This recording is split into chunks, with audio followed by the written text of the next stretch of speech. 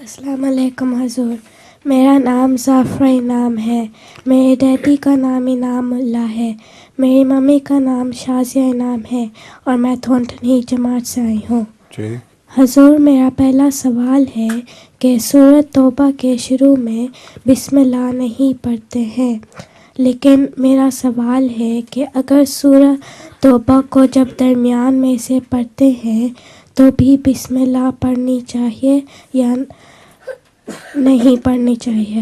کیا کہتے ہیں اگر درمیان سورہ میں سے توبہ کے پہلے بسم اللہ اس لیے نہیں پڑھتے کہ وہاں بسم اللہ لکھی نہیں ہوئی۔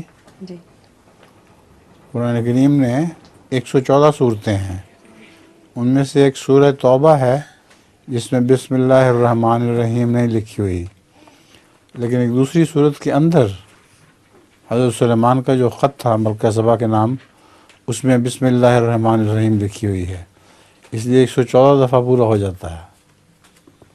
ٹھیک ہے؟ جزاک اللہ۔